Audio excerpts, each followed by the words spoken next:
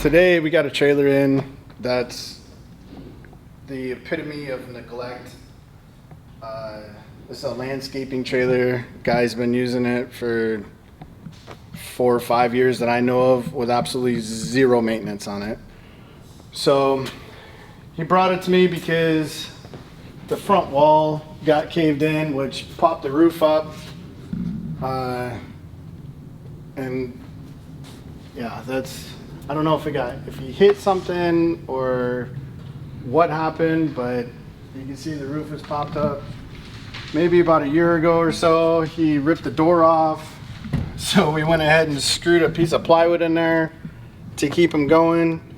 The whole thing's just falling apart. But I saw this as a good opportunity to explain. I mean, you can see on this side, we have two 205 tires.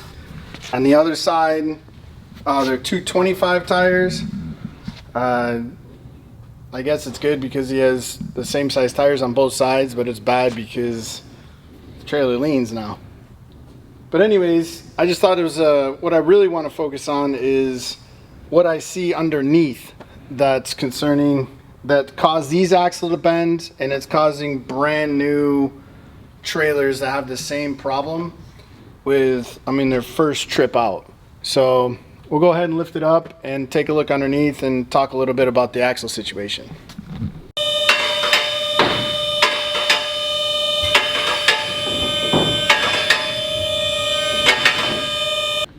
All right, so after getting this thing up in the air, another thing I noticed that I think is kind of funny is a lot of these mass production trailers advertise triple tube tongues, which means there's 3 tubes that come off the tongue that tie into the trailer. My interpretation of a true triple tube tongue is you have your 2 outside angle tubes that come in. They did a decent job tying it into the main frame here, but the 3rd tube is supposed to be another point, the 3rd point that goes to the frame. What you see here is they take a tube, they run it from the front, and they tie it into 2 pieces of bent sheet metal that are tied to the original tongue. So in actuality, it's not a true triple tube tongue. If a true triple tube tongue, this piece would come back probably to about here, and this would be another main frame member that's the same size as this, that ties that center tube into the main frames and actually creates function for that 3rd tube to tie to the main frame and create more support into the trailer.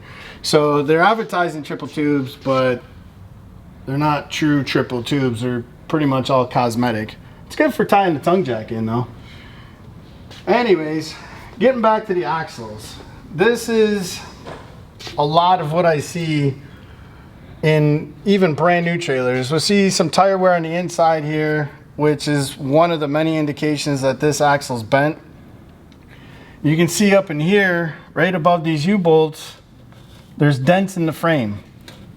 Now, I want to address that because to me, this is a tall tale indication of not enough axle spacing here. Some people say it's signs of overloading. I believe that it's more axle spacing versus overloading. The reason I start out with that is because when I see the axles hitting the frame and they're not breaking leaf springs, to me that says that the leaf springs aren't getting stressed out enough before the axle's hitting the frame. The axle hitting the frame has actually caused the bent axle. It's not the overload of the axle. So when I see a situation like this, the first thing I look for, this is a completely unloaded trailer now in the sense that there's no load on the axles because we have it lifted up in the air. So what I'm going to do is I'll measure the spacing. This spacing right here is recommended by most manufacturers at 2.5 inches. Personally, I like 3.5 inches at least, sometimes more. Again, I'd like to see leaf springs break before I see the axles hitting the frame. Another thing that I see that's not on a lot of trailers is manufacturer recommendation is from the axle manufacturers and the hanger manufacturers is that these hangers here to here need to be tied together with a bar and a brace that helps the side-to-side tilt. You'll see a lot of times on these double I-beam trailers, or these will crack or break off. Again, another sign that they say, you know, a lot of repair shops or trailer places will say that that's due to overloading and how the trailer is being used. What I've found is if it's installed according to manufacturer's recommendation, a lot of those situations are eliminated, and a lot of these problems are eliminated, and the trailer can handle a lot more load than people think before they bend axles. 3,500 pound axles are not a lot, but being that it's a landscaping trailer, they can get heavy. He puts a few lawnmowers in here and so on and so forth. But again, when I see this happening without breaking a leaf spring, it tells me that there's a clearance issue. So we'll go ahead and get into some detail about that. I'll show you what I do to my first attempt to fix this setup, keep the axles straighter and tie everything together, and then we'll get into a little more detail about underslung axles, overslung axles, how they're mounted, what you can do to, you know, the cheapest way to get out of this repair and the most extreme you can go for it, and the precautions or the due diligence that I do to make sure that we have the right setup for the customer. All right, so we talked about the situation we have on this trailer. One of the most popular kits that I use to help get a little more clearance to push the suspension to its limits is this Dexter heavy duty shackle kit and 4-inch risers that we use. These are called equalizers. So if you take a look under here, what this does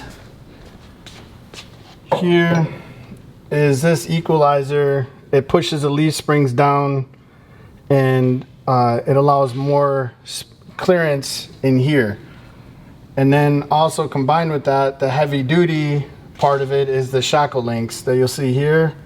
They give you a much thicker shackle links that help keep everything straight and aligned.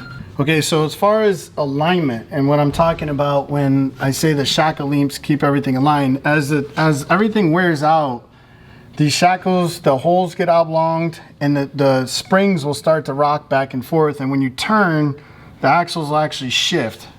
You'll see a lot of that if you look in your mirror as you're turning, the axles will shift. They'll make a lot of bad noises. It'll sound terrible. Everybody thinks it's normal and it's okay. I personally don't like it. This is the most inexpensive setup you can put on these mass production trailers. So as part of putting the heavier duty Dexter shackle kit on there and give us some more spacing, what it does is it tightens all this up from the front of the leaf spring to the middle. You got 2 leaf springs meeting at one point here and then going to the back. It tightens all that up and stiffens it all and makes it so that that shift can't happen. Well, that's energy. That shift is energy. So what happens is that energy comes now from the springs and it gets transferred to the frame, to the hangers.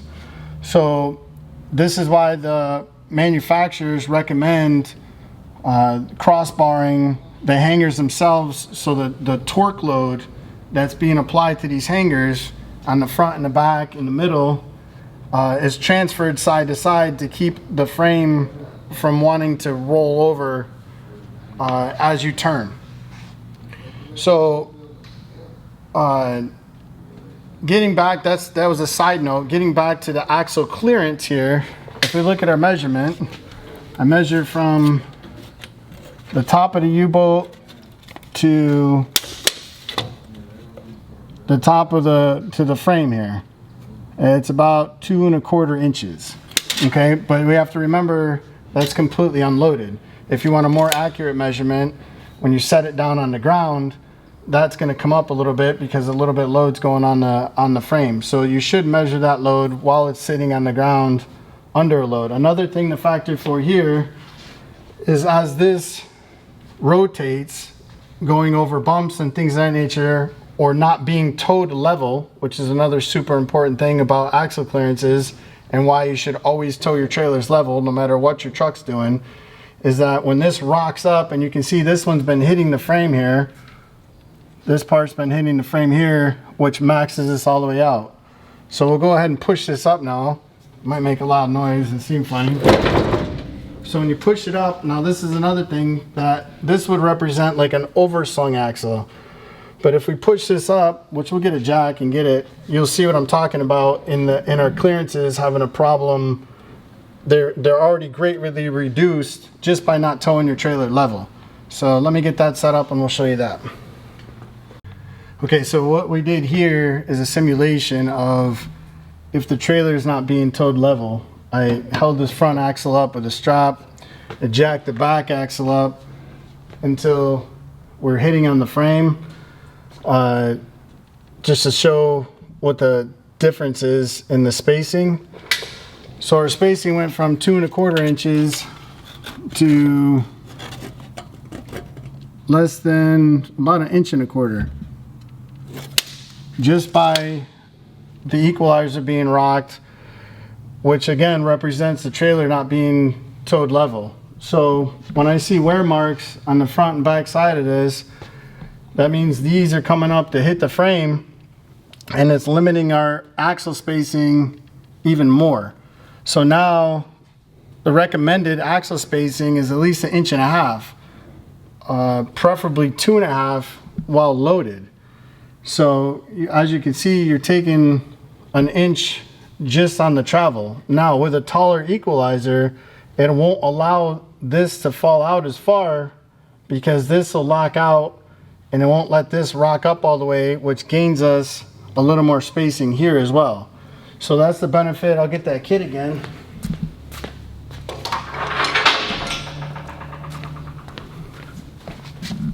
Another benefit of having this in there, as you can see, this won't allow it to travel back this far. So now where this bolt would be is down here, which is giving us that spacing here,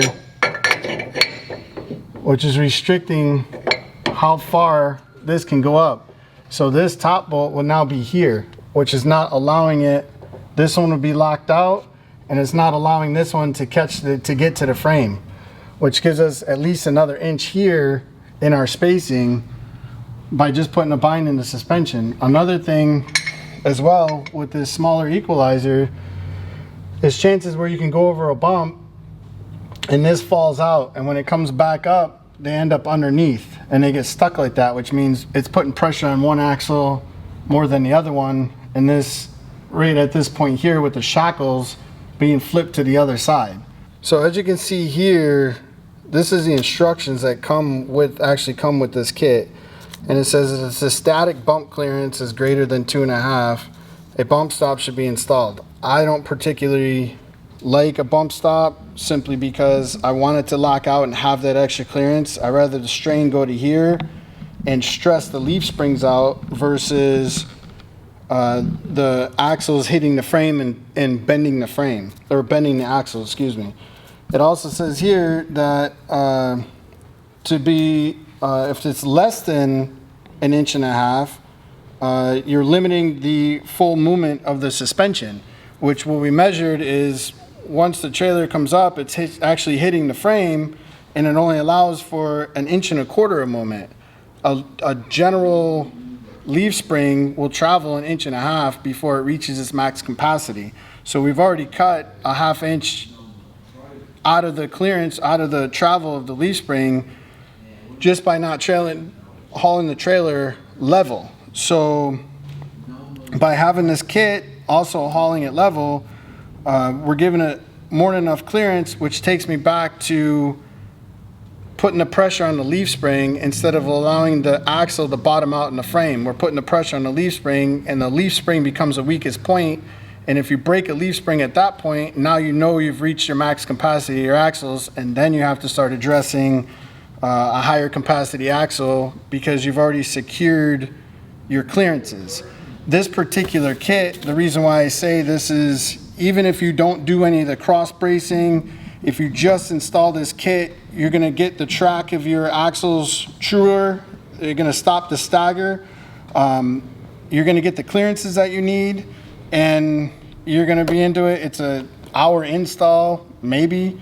And I think they're a couple $100, maybe. I mean, I've seen them as cheap as $180 all the way up to $350. So it just depends on where you get it from, or who your supplier is, or your vendors, or your local parts store.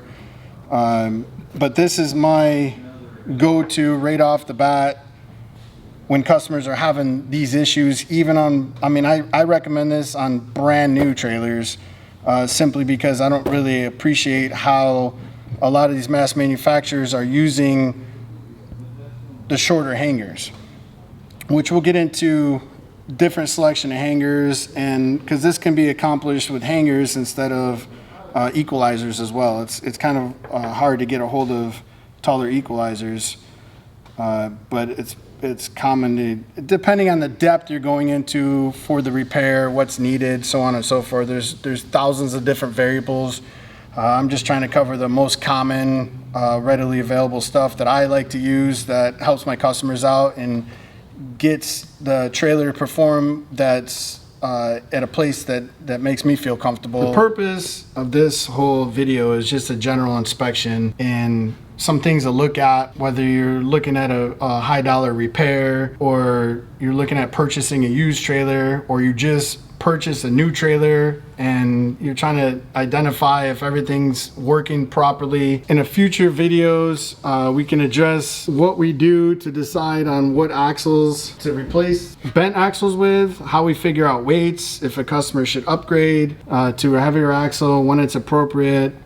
Sometimes when it's when you see these indicators, make the decision if the axles are bent, or if they touched but they haven't hit hard enough to bend them. You know what you can do in the process to save yourself a couple dollars. And then we'll get into more detail about underslung versus overslung, ride heights, straight tube axles versus drop axles. These are drop axles here with these extra arms. Then we have another generation of, I mean, these are double eye bolts. You got slipper springs. You have Torflex axle, which none of this stuff is here. A Torflex axle is a square tube that has rubber grommets in it. That is a four-wheel independent suspension. Each wheel has its own suspension with the grommets that are inside the axle, and there's no leaf springs or wearable parts. So there's literally hundreds of different options that you can go with, different things to look at, choices to make, things to consider.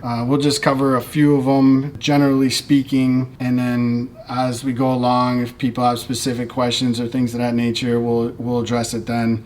But just to get going on everything, I just wanted to do a general overview of the things that I look at when I get something in like this, whether it's a brand new trailer or whether it's a 20-year-old trailer. One more thing I want to touch on while we're under here is this tire wear is worn on the inside. This one's brand new, so we don't know what's been going on there. When we look at the other ones, they're fairly new or new used tires, so it's hard to tell. This one has a little wear on the inside as well. What that tells me is that we have a bent axle someplace or an overloading issue. Again, there's hundreds of different factors in all this. What I want to point out for me is the camber. Camber is when these axles are bent like this. They bend them to crown up in the middle.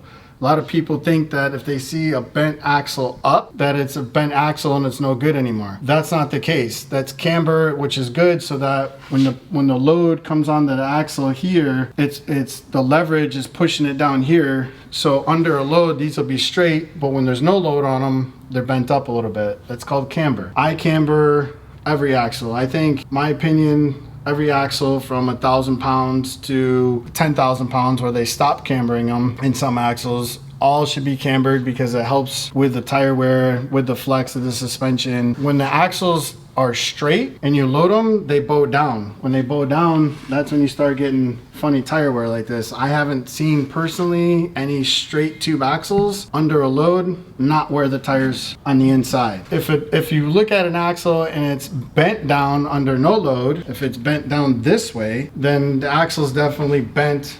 You're gonna see tire wear. More than likely you're gonna see where it's hitting the frame here again. I personally don't believe in bending them back. Some people can say they do, or that it's worth it, or have a jig or something of that nature that says you can bend them back. The cost to do that, in my opinion, It's cheaper just to either buy another axle or buy another tube axle if it's a fairly new axle and use the old brakes and bearings. Another thing that I like to do, if a trailer has wired for brakes or if it's regular for brakes, some people like to go one brake setup, one idler axle setup.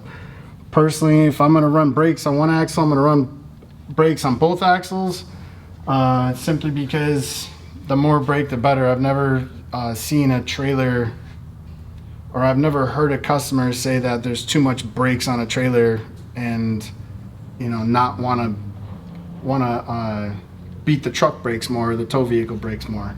So I put as much brake on there as we possibly can. I don't believe in just idler axles or, oh, that's just enough. We don't do that. We put as much brake on the trailer as we could possibly put on it.